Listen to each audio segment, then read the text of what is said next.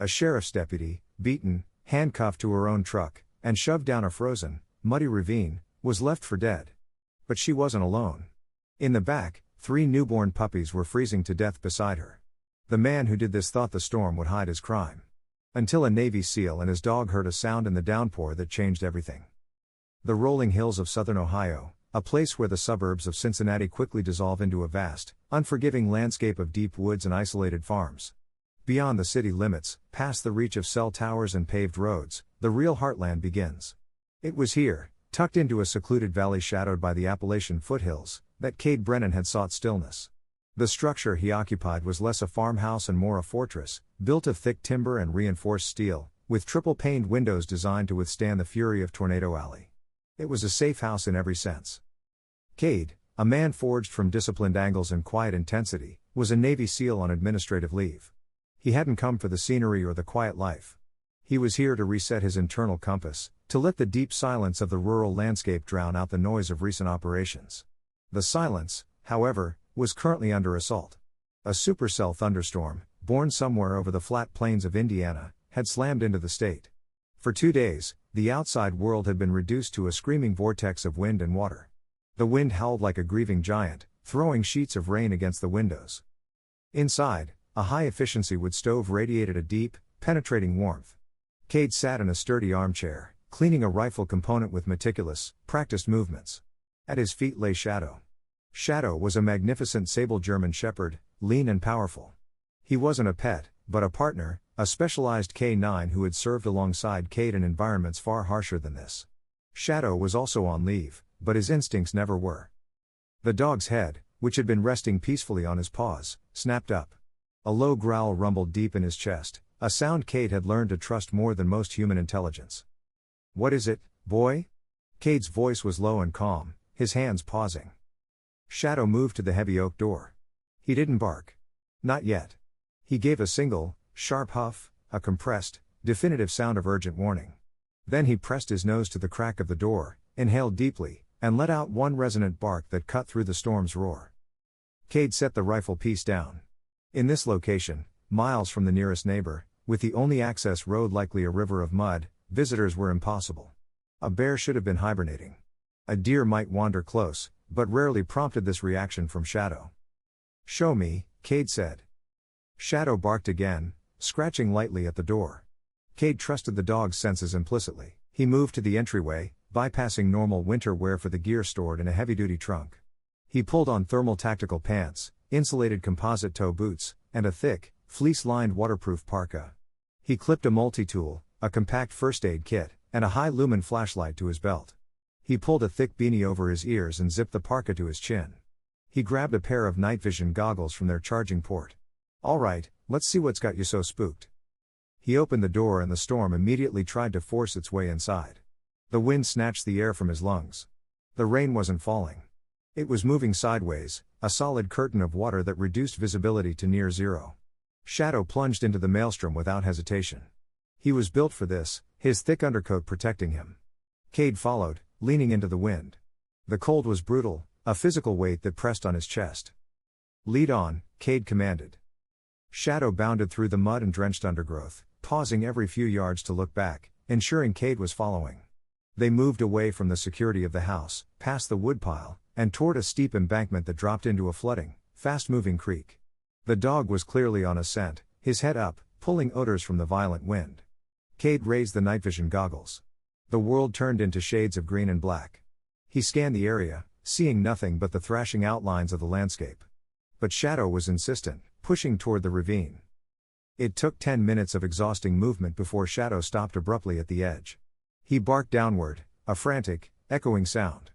Cade moved beside him, shining his flashlight into the swirling chaos below. At first, he saw nothing. Then the beam caught something dark and unnatural against the churning brown water and mud. A shape. He moved down the slick embankment, half sliding, half climbing down the slope of mud and rock. As he got closer, the shape resolved itself. It was a vehicle. It was on its side, its nose buried deep in the mud at the bottom of the ravine. A late-model SUV, dark in color. His flashlight beam swept across the rear, illuminating the faded, mud-caked emblem of the county sheriff's department. His heart beat faster. This wasn't an accident. This was wrong. Shadow, watch, he commanded. The dog immediately took up a guard position on the embankment above, watching for threats. Kate approached the vehicle cautiously. The passenger side was buried, but the driver's side was partly accessible. The window was shattered. He cleared away mud and debris, his flashlight beam piercing the darkness inside. A woman was hanging upside down, held by her seatbelt. She was in the dark brown uniform of a sheriff's deputy. Her face was pale, almost blue, and a dark smear of blood was matted in her hair from a wound on her temple. He reached through the shattered window, his gloved fingers pressing against her neck. There was a pulse, thready, faint, but it was there. "All right," he said to himself. "We're in business." He worked fast, using the knife on his multi-tool to saw through the heavy-duty seatbelt. She dropped partially, and he braced her weight as he worked to untangle her from the steering column. As he pulled her partially free, his light caught her wrist, and his blood went cold. Her left wrist was secured to the steering column, not by the seatbelt, not by debris. It was locked tight with a pair of standard-issue police handcuffs. This wasn't an accident. This wasn't a routine patrol gone wrong. This was an execution. A new sound, almost inaudible over the wind, reached him. A high, desperate whimpering. It wasn't coming from the woman. Cade swept the vehicle. His light landed on the rear cargo area.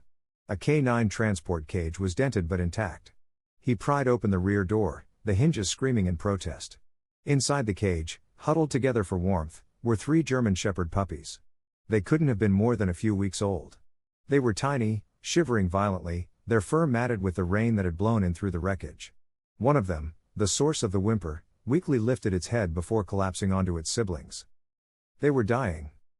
"No," Cade muttered. "No time for anger, just action." He unzipped his parka. Working with a speed that defied the numbing cold, he scooped the 3 tiny, cold bodies out of the cage. They felt impossibly light, their breaths shallow. He tucked all 3 inside his parka, zipping it up to shield them against his chest, hoping his body heat could make a difference.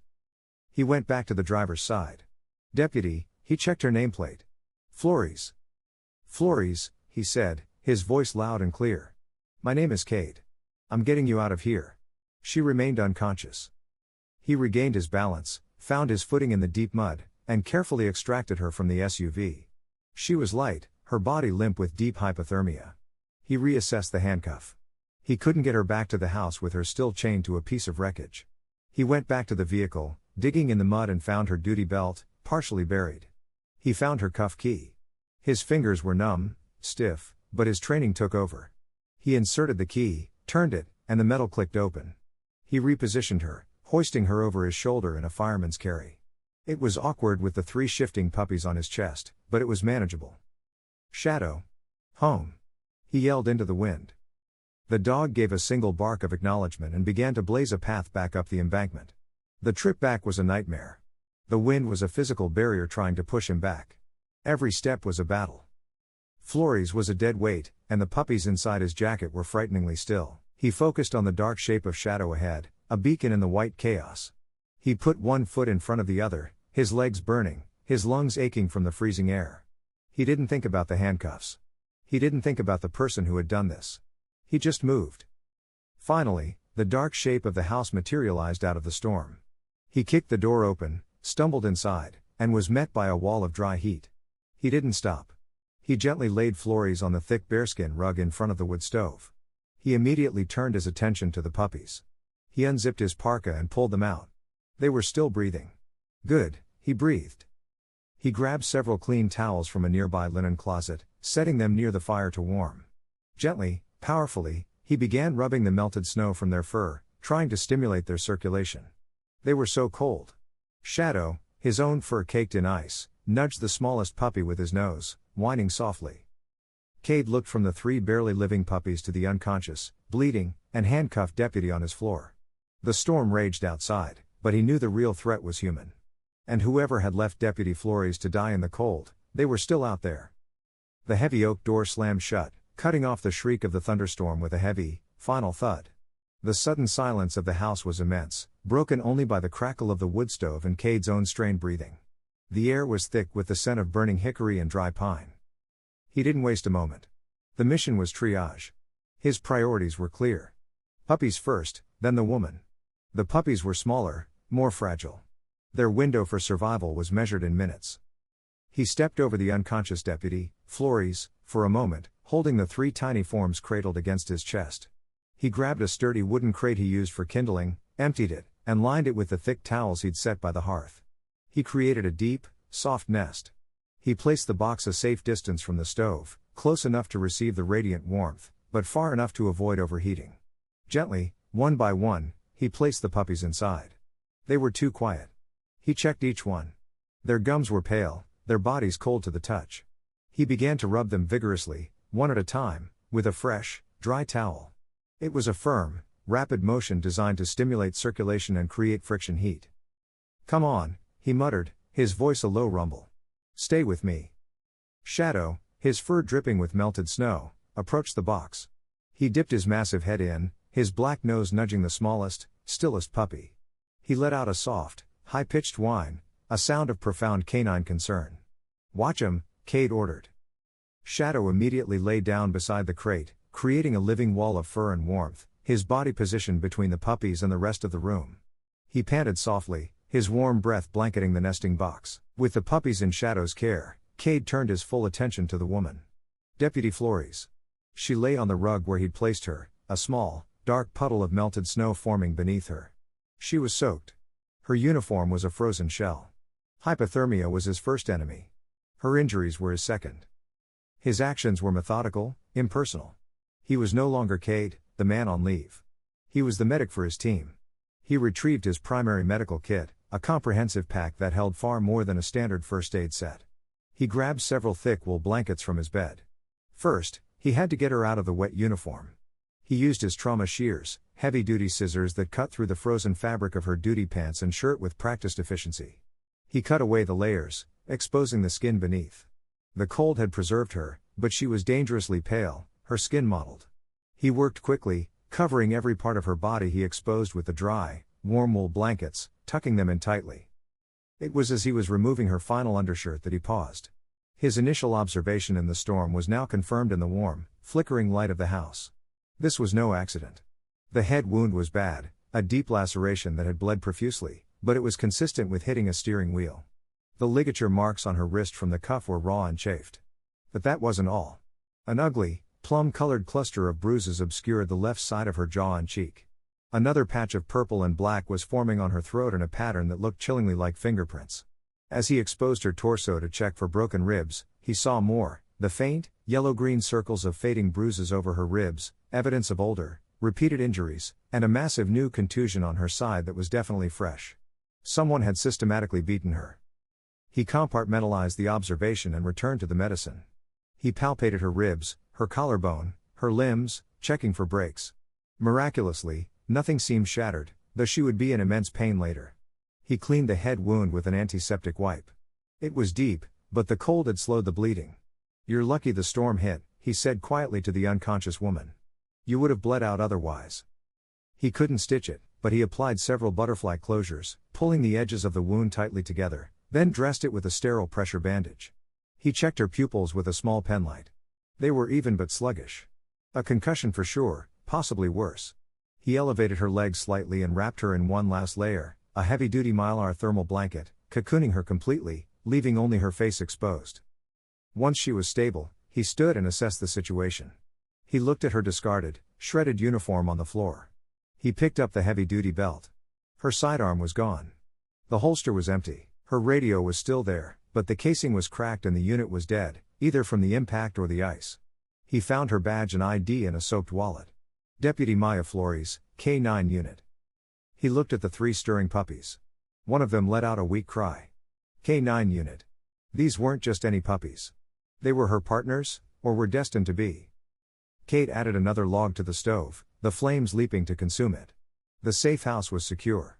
The storm was an impenetrable wall, keeping him in, but also keeping others out. For now, they were safe. He moved to the small kitchen area and heated some water, mixing it with a packet of electrolytes from his kit. He found a clean oral syringe he kept for animal first aid. He went to the puppy's box. Shadow raised his head but didn't move, accepting Cade's presence. He sat on the floor and gently opened the strongest puppy's mouth, administering a few drops of the warm solution. The puppy swallowed reflexively. He did the same for the other two. It was a slow, painstaking process. An hour passed, then two. The house was a pocket of tense quiet. The only sounds were the fire, the wind, and the now steady, weak whimpers from the crate. Flores hadn't stirred.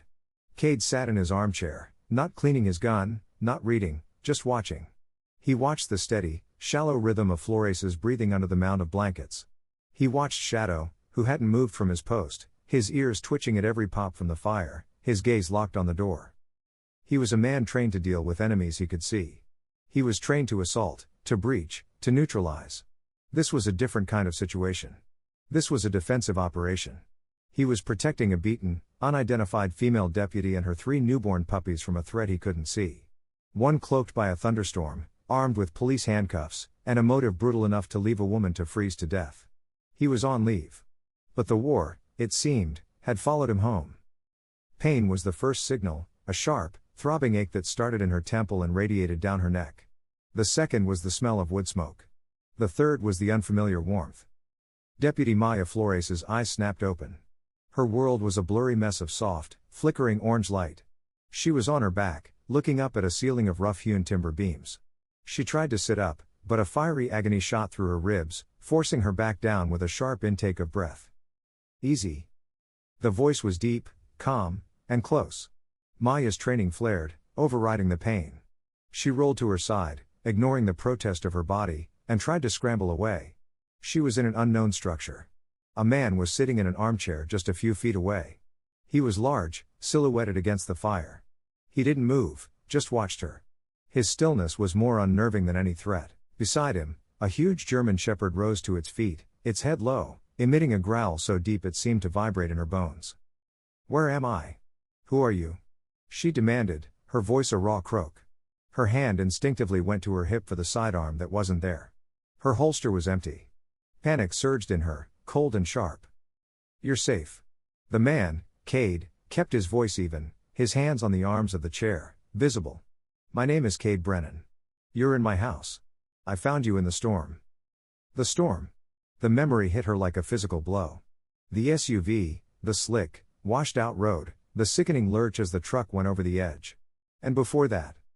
"My puppies," she whispered, the panic shifting to a new, more desperate horror. "My puppies, where are they?" "They're here," Cade said, his voice softening slightly. He nodded toward the hearth. "They're warming up." Maya's eyes followed his gaze. She saw the wooden crate. She saw his dog, Shadow, lying beside it like a sentinel, but Shadow wasn't growling at the box. He was guarding it. As she watched, the dog nudged the crate with its nose, its tail giving a single, heavy thump. "He's watching them," Cade explained. "They were cold, but they're alive. All 3 of them." Maya pushed herself up on one elbow, the room spinning. She saw the man. Really saw him now. He wasn't dressed like a local.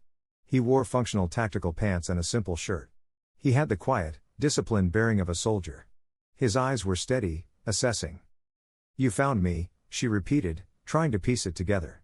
"The rain, the cold, the crash." "I found your truck in the creek bed," Cade said. He stood up slowly, as if not to startle her. He went to the small kitchen, got a cup of water, and set it on the floor near her, still keeping his distance.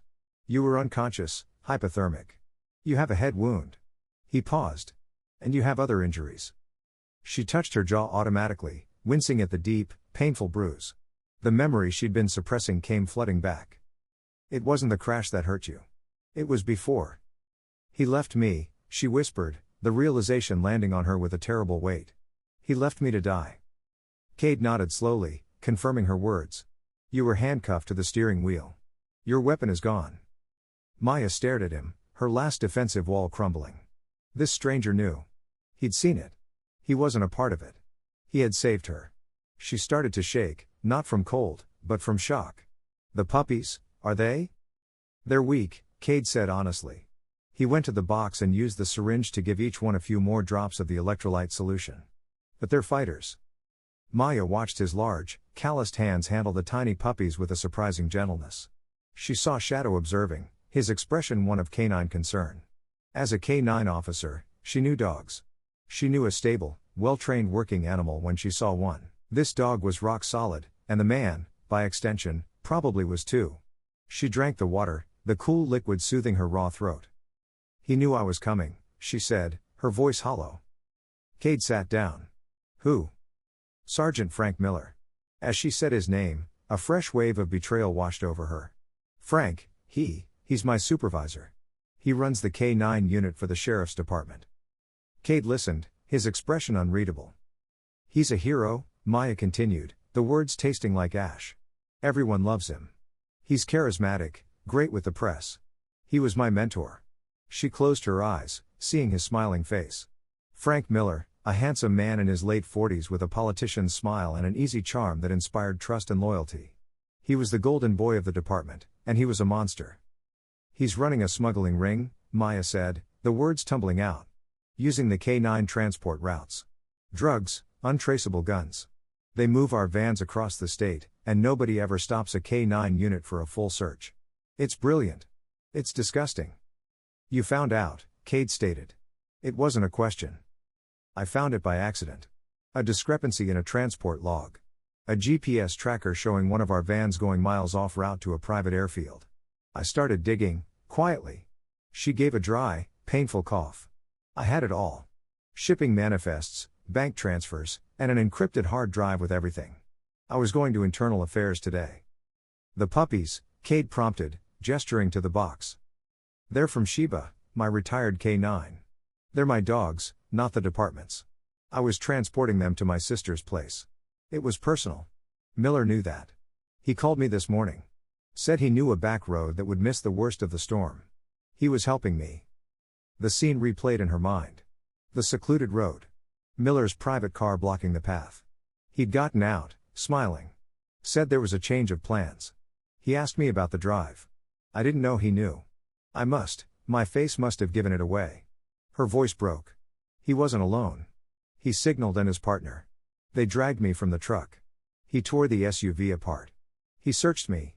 He just kept screaming, "Where is it?" She touched the bruise on her throat. "He hit me. He just kept hitting me."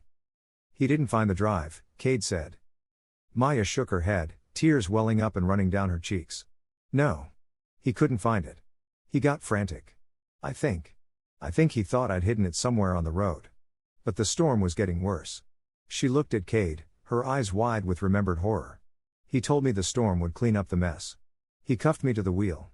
I remember him looking at the puppies in the back. He just laughed. He said, 'Loose ends.' Then he pushed the truck. It just went over the edge. I heard him drive away as we were rolling."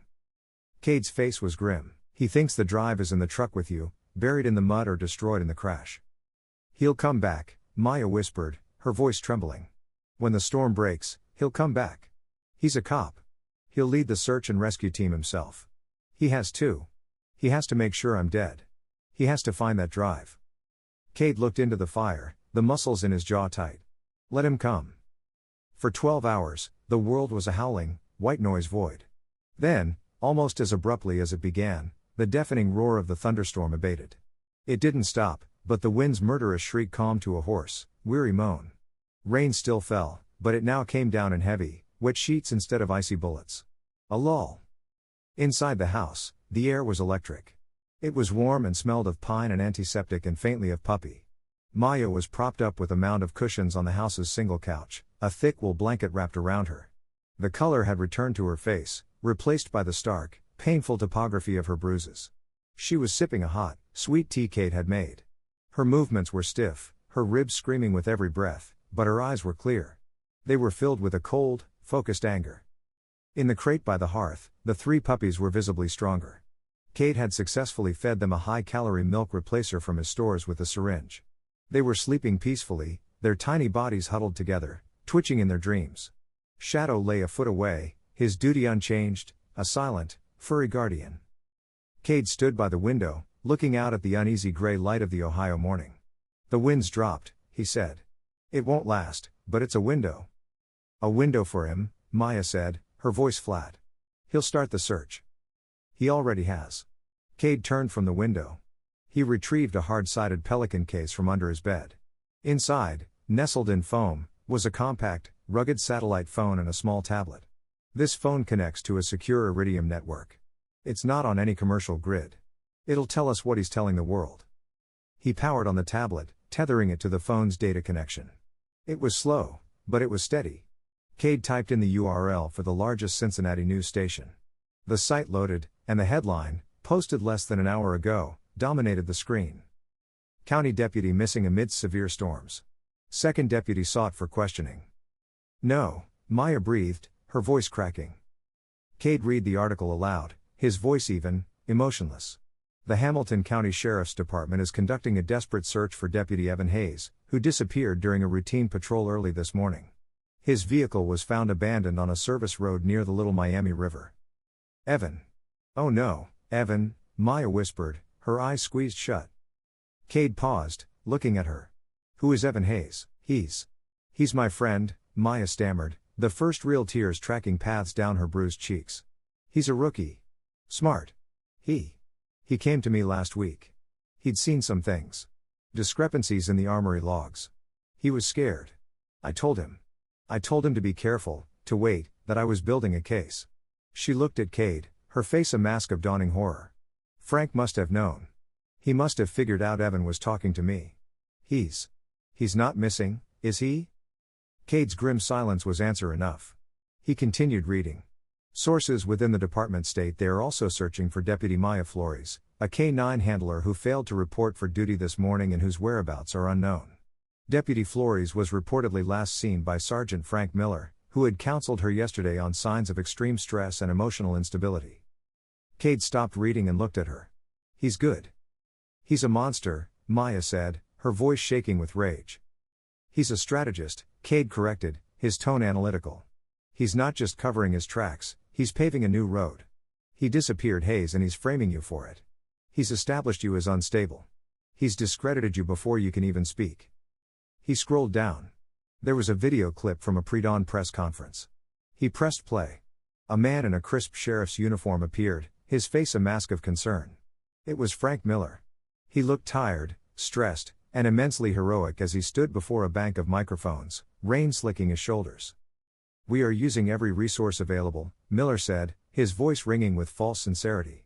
Deputy Hayes is a good cop, a brother. We will find him. We are also concerned for Deputy Flores. She is a fine officer, but she has been under immense personal pressure. We just want to find her. We just want to bring both our deputies home safe. Maya stared at the screen, her knuckles white as she gripped the mug. He's lying to the whole state. He's giving himself a blank check, Cade said, turning off the tablet. He just authorized a massive, state-funded manhunt. He can use helicopters, state troopers, search teams, all officially looking for a missing, unstable officer and her vanished colleague. But what he's really doing is launching a private hunt for you in that hard drive. He stood and walked back to the window, staring out at the hostile, beautiful landscape. He's created a narrative where if they find you and you resist, they'll be justified in using any force necessary. If they find you dead, you'll be the unstable cop who couldn't take the pressure and was responsible for Hayes' death. The full weight of the situation settled on them. Maya was no longer just the victim of an assault. She was a fugitive. She was a suspect in the disappearance of a fellow officer. And her attacker was the man leading the hunt. This place, Maya said, her voice barely a whisper. This house, does he know about it?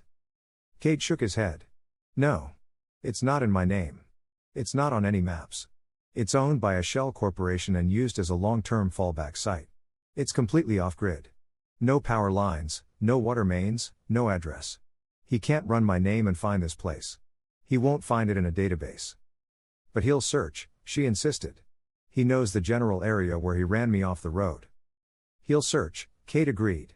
The storm was our best defense. It covered your tracks and mine. It kept the helicopters grounded. But this lull, it gives him a window, and he will take it.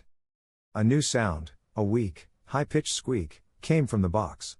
Maya pushed the blanket aside, wincing as she slowly, painfully, got to her feet. She went to the crate and knelt. Shadow looked up, accepting her presence. She reached in and gently picked up the smallest puppy, the one she had been afraid wouldn't make it. She held it against her chest, its tiny body warm. His name is Chief, she whispered, stroking his soft fur. The other two are Scout and Piper. She looked up at Cade, her eyes hard. He didn't just try to kill me, he tried to kill them. He killed Evan. She held the puppy tighter. He's not just a strategist. He was sloppy. He left a witness.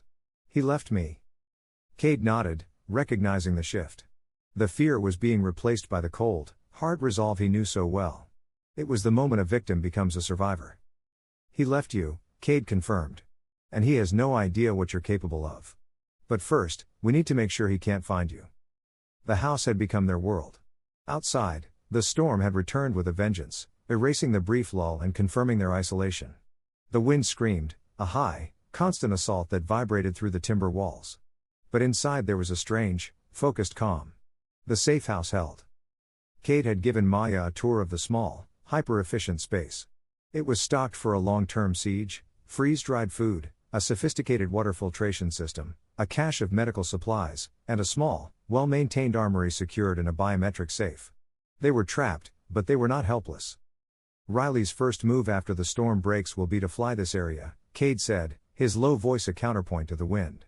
He was cleaning his handgun, the parts laid out on the table with surgical precision.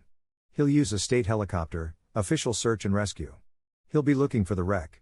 He needs to find that drive. Maya sat at the table, wincing as she moved. Her ribs were a galaxy of pain. Cade had given her a compression wrap, which helped. He'll find the truck, but he won't find the drive. He'll realize it's not there. Then he'll realize I wasn't dead when I crashed. And he'll realize you're alive, Cade concluded, snapping a component into place. Which means his search becomes a hunt. You're a cop. You're trained, but you're not trained for this. Not for him, Maya bristled. I can handle myself. Cade looked up, his eyes neutral, analytical. Can you? You're trained to de-escalate, to contain, to arrest. Riley isn't coming to arrest you. He's coming to execute you. You can't fight him like a cop. He stood. Show me. Show you what? How you handle yourself. He moved to the center of the room. You're injured, but the principles are the same. Come at me. Maya hesitated.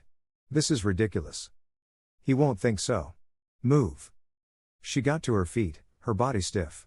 She fell into a standard police defensive stance. Cade just stood there, relaxed. That stance is for a threat you want to keep at a distance. It's defensive. You need to be on the attack. She lunged. A fast, practiced palm heel strike aimed for his chest. Cade didn't block it. He simply moved, flowing inside her guard. Before she knew what was happening, he had deflected her arm, spun her around, and had her in a chokehold, his forearm pressed firmly against her throat from behind. It was over in less than a second. He didn't hurt her, but he wasn't gentle. He released her immediately. Maya stumbled away, coughing, her eyes wide. You're fast, he complimented. But you telegraphed. You put all your weight into the strike. I used your own momentum against you. He motioned her back. This time, don't just try to hit me. Try to stop me. Permanently. For an hour, they worked. He showed her SEAL-style close-quarters combat. It was brutal, efficient, and had no wasted movements. It was based on leverage, not strength. It was for ending a fight, not winning one.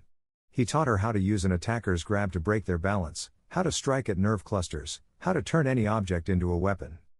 You're fighting for your life, he said, his voice flat. Not for a judge or a jury. Forget the rule book. The rule book is what got Evan Hayes killed. The name hung in the air, cold and heavy. Maya's next move was different. It was fueled by a sudden, sharp spike of grief and rage. She moved faster, harder. She still couldn't land a blow, but she was learning. She was adapting. Better, he said, backing off. We'll work on weapons transitions later. He went back to the table, and she sank onto the couch, breathing hard, her respect for him growing. He wasn't just a soldier. He was a master of his craft. He was also right. She was trained to uphold the law. He was trained to survive where there was none. Then, the tension broke. It was time to feed the puppies. This small, routine task felt sacred in the besieged house. Cade mixed the warm milk replacer, and Maya, insisting on doing it herself, knelt by the crate. Chief, Scout, and Piper were stronger now. Their eyes were slitting open, indeterminate blue slits peering into the new world. They scrambled over each other, their squeaks growing more demanding. Thor lay nearby, a benevolent giant. He watched Maya's gentle hands with fascination. Scout, the boldest, managed to tumble over the shallow edge of the box. Thor lifted his great head, stretched out his neck, and nudged the tiny pup with his cold, wet nose.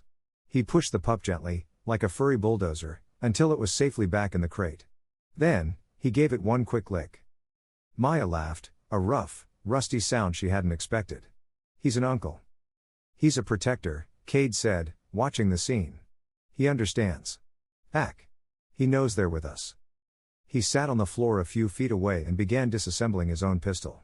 The metallic clicks of the components were a strangely domestic sound in the heavily armed house. A bond was forming, forged in shared thread and the mutual care for the newest lives in the room. They were a strange, broken pack. The SEAL, the hunted deputy, the veteran K9, and the 3 orphans. After the puppies were fed and sleeping, Maya looked at Cade, her expression serious. You were right.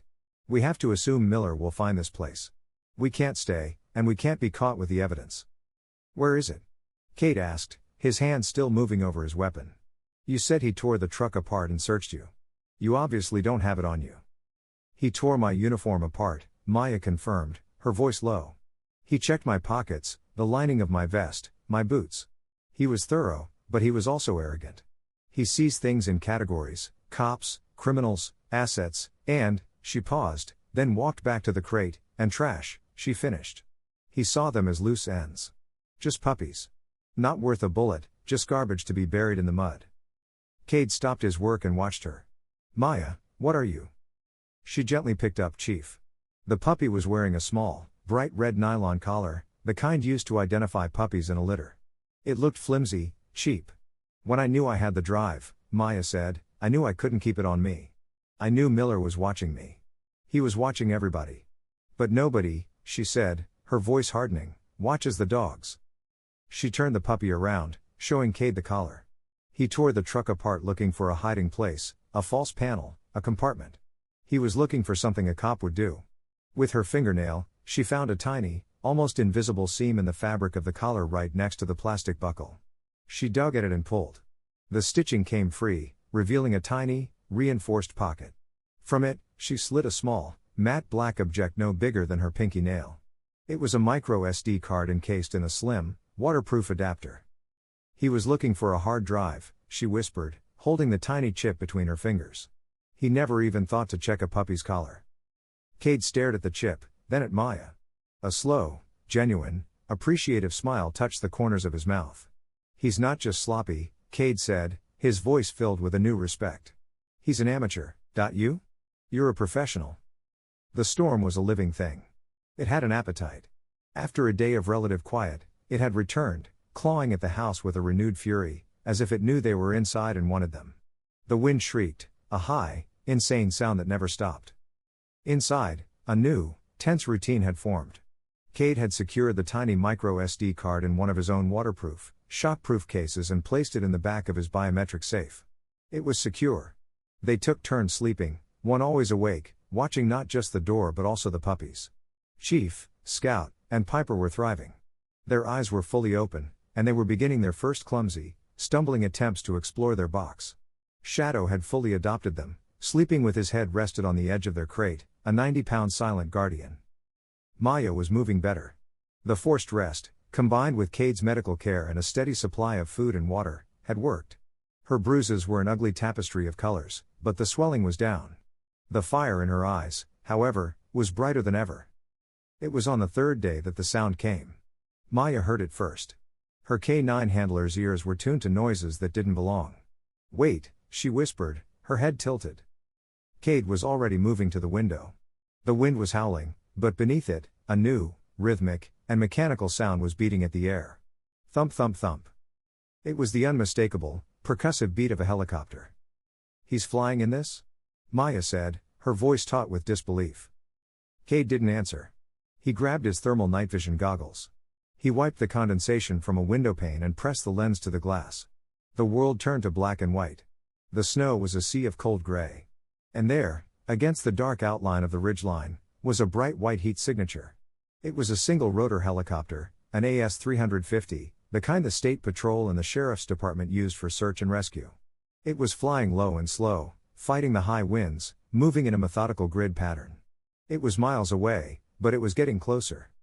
He found the truck, Cade said, his voice flat. He tracked the aircraft as it made a slow circle. He's not searching for the truck. He's searching from it. He's flying concentric circles outward, looking for any sign of life. They watched in silence as the helicopter battled the air currents for nearly an hour. It came closer, close enough for them to see the blue and white paint job through the swirling rain before the weather finally became too much. The helicopter banked hard and retreated, a defeated bird disappearing back into the gray. "Is that it?" Maya asked, letting out a breath she'd been holding. "That was phase 1, Cade said. He found the wreck. He didn't find the drive. He didn't find your body. He knows you're alive. Now phase 2 begins." Phase 2 came 3 hours later. This time, Shadow gave the warning. The dozing dog's head snapped up, his ears erect. He didn't growl. He just stared at the door, his entire body rigid. Cade looked at Maya. "The box. Back closet. Now." Maya's heart hammered. She grabbed the crate with the 3 puppies. They yelped in protest as she hurried them into a small, insulated storage closet in the back of the house. "Shh," she whispered, her voice trembling. She closed the heavy door, muffling the sound. "Shadow," Cade commanded. "Quiet." It was the command to lie still in a blind or hide. Shadow immediately moved away from the hearth and lay down in the deep shadow under Cade's bed, invisible unless you were looking for him. Cade moved to the gun safe. He ignored his tactical HK-416. It wasn't the right tool. He pulled out a civilian hunting rifle. He slung it, barrel down, across his back. He grabbed a heavy woodsman's axe from beside the hearth. He put on his boots and his thick, mud-splattered parka, making sure he looked the part of a local. He nodded at Maya. "You were never here. I was never here. We don't exist." He pointed to the closet. "Not a sound, no matter what happens." He opened the house door and stepped onto the porch, slamming it behind him. He began splitting a log with the axe, the thwack of steel biting into wood echoing in the small clearing. He was just a bothered local. Through the rain, he heard them, the high whine of high RPM engines. A few moments later, 3 ATVs burst from the tree line. They were high-performance machines, not trail riders. They stopped, engines idling, forming a semicircle in front of his porch. Cade rested his axe on the chopping block and stared at them, his face a mask of hostile indifference. The man in the middle was Frank Miller. He looked just as he had on the news, handsome, confident, his department-issue winter gear immaculate. He had the bearing of a man in complete control. To his right was a thick, bearded man. He wore expensive civilian gear and mismatched tactical rigging. His eyes were cold, unsettled, and he kept a gloved hand near a large pistol holstered on his chest. To his left was a thinner, sharper man who stayed slightly back. His gaze never stopped moving. It constantly scanned, taking in the cabin's roofline, the windows, the woodshed. He was the Overwatch. "Afternoon," Miller called out, his voice a perfect blend of authority and courtesy. He dismounted, holding his hands up slightly. "Sergeant Frank Miller, Sheriff's Department. We're on a search and rescue operation for a missing officer." Cade just stared. Miller continued, undeterred by the cold reception. "A vehicle was found a few miles south of here. We're checking all cabins and structures in the area. You seen anyone?" "A woman, on her own." "I've seen the storm," Cade said, his voice a low, gravelly rumble. "That's it. This is private property." "I understand that, sir," Miller said, the smile still in place, "but this is a life or death situation. My deputy is injured, and frankly, she's unstable. We're very concerned." The bearded man, Gage, cut in, his voice a harsh rasp. "We need to come inside. Check your cabin." Cade shifted his grip on the axe, lifting it from the block. "You're not coming inside." "Sir," Miller said, his voice hardening slightly, the charm fading. "I am conducting an official search. We have reason to believe our officer may be seeking shelter, and she is a danger to herself and others. Now, we can do this the easy way." "You're not listening," Cade cut him off. "You're not coming in. You don't have a warrant. You're trespassing." Gage dismounted and took a step forward, his hand resting on his weapon. "You'd better show some respect for the badge, old man." Cade turned his head, his eyes locking on Gage. He said nothing. The cold lack of fear in his gaze made the bigger man pause. "Stand down, Gage," Miller snapped. He looked Cade up and down. The rustic cabin, the non-regulation rifle, the axe, the defiant posture. He saw a problem. A typical anti-government Ohioan. A complication. "Look, friend," Miller said, trying a new tack. "I don't want any trouble, but I'm going to be very clear. That woman is a fugitive. She's wanted in connection with the disappearance of another officer. If you're hiding her, you are committing a serious felony." Cade felt the small click from the tiny audio recorder he'd activated in his breast pocket. Hiding? I'm splitting wood. I told you I haven't seen anyone. Your fugitive isn't my problem. Miller's face changed. The mask of the concerned sergeant fell away, replaced by the cold, hard face of the man who left Maya to die. Right now, the storm is turning, but I will be back. And when I come back, I won't be back to ask polite questions. You threatening me? Cade asked. I'm warning you, Miller snarled, his voice a low menace. This is a felony investigation. When this weather clears, I am coming back with a no-knock warrant and a tactical team, and we are going to tear this place apart. For your own safety, I suggest you're not here when we do. He'd said it. He'd confirmed his intent. Miller got back on his machine. You're making a big mistake, friend. He and his team turned their ATVs and roared off into the rain, leaving the smell of two-stroke exhaust hanging in the cold air. Cade waited until the sound was completely gone. He went back inside, locking the heavy door behind him. Maya emerged from the closet, her face pale. He saw you. He saw what I wanted him to see, Cade said. He pulled the small recorder from his pocket and switched it off. A hostile local. A problem he can solve with a warrant. He looked at Maya, his eyes grim. But he told us everything. Felony investigation.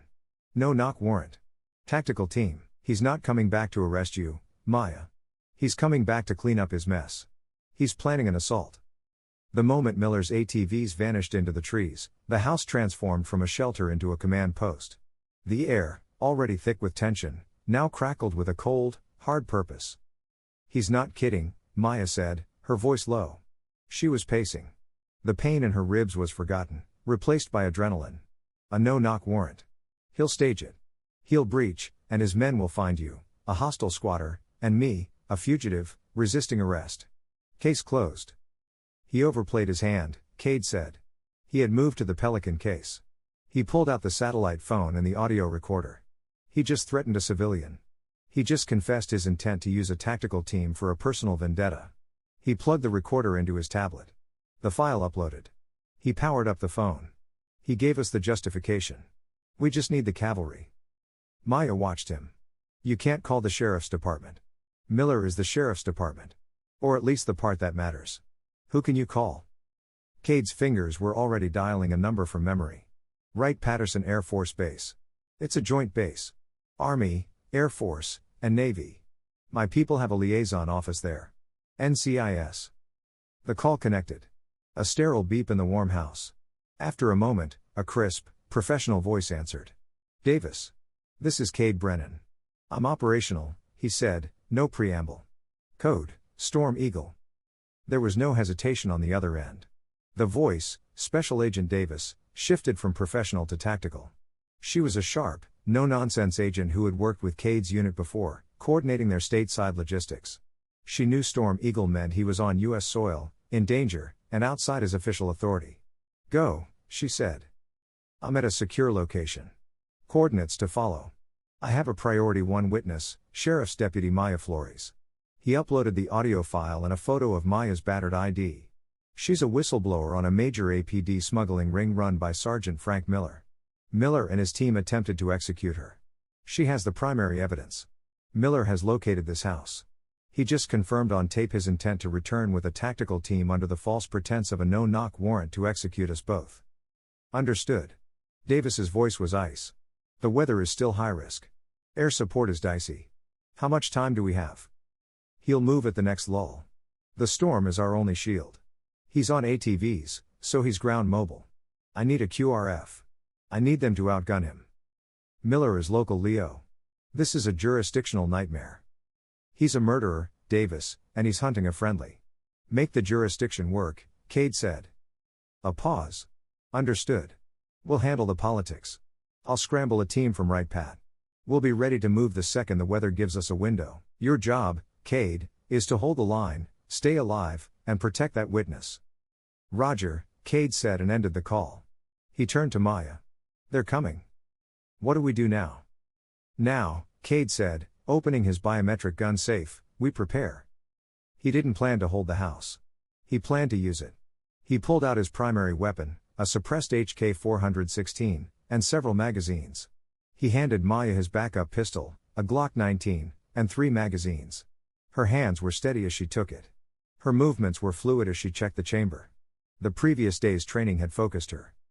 Miller is coming with a team, Cade said. They'll breach from the front. They'll think I'm one hostile local. They'll be looking for a fight. They'll get one, Maya said, her jaw set. No, Cade countered. We're not going to give them a fight. We're going to give them a ghost. He went to the center of the room and kicked the thick bearskin rug back, revealing a reinforced, insulated storm cellar door. It's shielded and the ventilation is custom. You, the puppies, and Shadow. You go down there. What? No, Maya protested. I'm not hiding in a hole while you fight them. I'm a cop. I'm in this. You're the witness, Cade said, his voice hard. You are the only thing that matters. The micro SD card in your pocket is the mission. If you get caught, if that evidence is lost, he wins. Evan Hayes' death means nothing. Your job is to protect that evidence. Shadow will be with you. He'll guard the door. He looked at her, his expression softening slightly. My job is to delay. I'm not going to beat them, Maya. I'm just going to keep them busy until the real good guys show up. Trust me. Maya stared at him, her pride warring with his logic. He was right. She nodded, her hand instinctively touching the pocket where the tiny chip now resided. They moved the crate with the puppies into the small, dark cellar. Shadow leapt down without hesitation, understanding the command. He lay down in the darkness, watching the stairs. Maya gave Cade one last look, then descended, pulling the heavy door down. It sat flush with the floor. Cade kicked the rug back over it. The house was empty. He killed the lights. He didn't wait by the door. He melted into the deepest shadows of the room near the cold stone fireplace and became a part of the silence. He waited for 2 hours as the storm howled. Then came a new lull. The wind died, and the enveloping silence was absolute. It was broken by the distant, angry whine of ATVs. Not 3. At least 5. They surrounded the house. Cade listened, counting footsteps in the mud. Sheriff's Department. This is Sergeant Miller. The voice came, amplified by a bullhorn. We have a warrant to search this structure. Occupant, come out with your hands up. Silence. No response. Tactical team. Breach. Breach. Breach. A heavy ram slammed against the reinforced door. Thump. The wood held. Thump, the frame splintered. The door flew open. And 2 men, Gage and the lookout, rushed in, weapons raised, flashlights cutting through the darkness. Clear? Gage yelled. They swept the room. It was empty. Where is he? The lookout hissed. Looking for me? Cade's voice came from the shadows behind them. They spun, but they were too slow. Cade moved like a phantom. He didn't fire. He used his rifle as a blunt weapon, disabling the lookout with a strike to the collarbone, then using the man's momentum to pivot him into Gage. It was a messy, brutal ballet of close quarters efficiency. Both men were down, groaning, their weapons skittering across the floor in less than 3 seconds. Outside, Miller was screaming, status. Gage. Talk to me. The response was a flashbang grenade that Cade rolled out the front door. It detonated with a blinding crack boom, disorienting the men on the porch. He's armed. Fire. Miller roared, his composure gone. The world exploded. The remaining 2 men on Miller's team opened up, their rifles firing on full auto into the house. Rounds tore through the windows, splintered the timber walls, shredded the couch. Cade was pinned behind the solid stone chimney, wood splinters peppering his back. They were going to level the place. And then a new sound. A sound that drowned out the gunfire. A deep, thunderous whump whump whump that vibrated the very foundation of the house. A blinding white searchlight stabbed into the clearing, turning night into day. This is NCIS. All Sheriff's Department personnel, cease fire. Drop your weapons. Hands in the air. You are surrounded. Miller and his men froze. A massive, dark shape, a Black Hawk helicopter from Wright Pat, hovered in the air above them, its side door open, a sniper aiming down. From the woods, 2 military subtract vehicles burst into the clearing, their headlights pinning Miller's team. A dozen soldiers in Arctic white tactical gear deployed, forming a perimeter, their rifles leveled.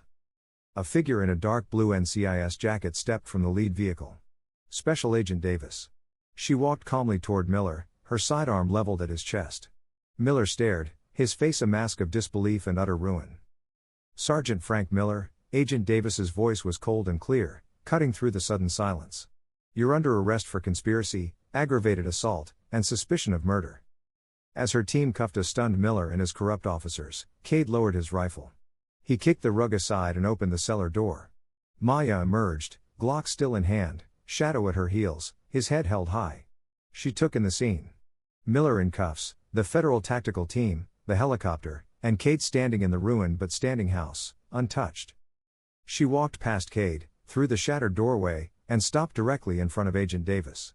Her hand was trembling, but not with fear. "He killed my friend," Maya said, her voice raw. "He tried to kill me, and he tried to kill them." She gestured to the puppy crate, which Cade was now lifting from the cellar. She reached into her pocket. She held up the tiny micro SD card. "This is why," she said, offering it to Davis. "This is everything. This is his whole operation." Agent Davis looked at the tiny chip, then at Maya, then at Miller's furious face. She took the evidence. "Deputy Flores, welcome back to the force." The storm was just a memory. The weeks of brutal, punishing winter finally broke, giving way to the endless light of an Ohio spring. Cincinnati was no longer a city buried in gray. It was a city reborn, exploding with the vibrant, violent green of willows and wildflowers. The ice on the river had given way to deep, cold, blue water. Inside a modern, sterile conference room in the Cincinnati Federal Building, Maya Flores stood at the head of a table. Her dark brown uniform was crisp, the creases sharp, but the patch on her shoulder was new. It wasn't the standard county sheriff's insignia, but the emblem of a new, multi-agency anti-corruption task force. Her hair was pulled back in a severe bun. The bruises had long since faded, but the woman who remained was not the one who had been pulled from the mud. Her eyes were harder, clearer, and possessed a quiet, unshakable authority. She was no longer Deputy Flores. She was Lead Investigator Flores. Seated across from her was Special Agent Davis, the NCIS agent who had been a voice on a satellite phone and then a tactical presence, now a colleague. Her suit was civilian, but her eyes were no less sharp. "The U.S. Attorney is pleased," Davis said, her voice dry as she closed a file. "Miller's conviction is rock solid. He, Gage, and the others are facing a minimum of 30 years on federal charges." The micro SD card was the kill shot. It brought down his entire network, including 2 logistics managers at the port and a city councilman. "And Hayes?" Maya asked, her voice even. Davis's expression softened. "Miller finally gave him up, tried to make a deal. We recovered Deputy Hayes's remains. He's getting a hero's funeral." Maya gave a single, sharp, painful nod. "Miller gets no deal. Not for Evan. We're moving forward with the state murder charges." "Agreed," Davis said. "Your task force is making waves, Maya. You're cleaning house." "We're just getting started," Maya replied. Later that day, Maya left the steel and glass of downtown and drove to the K-9 training facility. The moment she stepped out of her car, she was greeted by a passionate chorus of barking. This was her true north. She walked past the main training yard to a special development kennel. Sergeant Alistair Finn, the new head of the K-9 unit, met her at the gate. He was a leathery-faced man in his 50s with kind eyes. He had replaced Miller, and he was rebuilding the unit's honor from the ground up. "Afternoon, Flores." He smiled. "They're waiting on you. He whistled. 3 adolescent German shepherds, all legs and ears and boundless energy, came bounding across the yard. They were no longer tiny, fragile pups. They were 6 months old, lean and muscular, their coats gleaming in the sun. Chief, the biggest, broad-chested and serious, already showed the focus of a patrol dog. Scout, the female, was lightning fast, tracking a ball with obsessive intensity. A narcotics dog in the making. And then there was Piper. She was the smallest of the 3, but she was the sharpest. She ignored the toys and trotted straight to Maya, sitting perfectly at her feet, her intelligent eyes looking up, waiting for a command. "They're naturals," Finn said, rubbing his chin. "Sheba's bloodline is strong, but that one, Piper, she's a shadow. Just like her mother. She's yours, Maya. No question." Maya knelt and ran her hands through the dog's fur. Piper leaned into her touch, her devotion absolute. They were the future. They were the good that had grown from the bad. The next day, the sun was high over the Ohio River. Maya drove to the Cincinnati/Northern Kentucky International Airport. It felt strange to be here, in this place of mundane arrivals and departures, to say goodbye to the man who had shared a war with her. She wasn't in uniform. She wore jeans and a jacket. Tucked into the crook of her elbow, she held Piper, who was wearing a small K-9 and training vest. She found him near the security gate. Cade Brennan looked like a different person. He had shed his Ohio hermit persona, dressed in nondescript civilian clothes, durable pants, a plain shirt, a military-looking ball cap. He was clean, sharp, and anonymous. At his feet, Shadow sat patiently, his official K9 travel harness on. He was no longer a cabin guardian. He was an operator, his gaze steady, waiting for his partner's next move. The four of them stood in a quiet corner amid the airport's hustle. The SEAL, the deputy, the operational K9, and the trainee, a strange, temporary pack. "Your flight's on time," Maya said. The words felt small. "Weather's clear," Cade replied, his eyes meeting hers.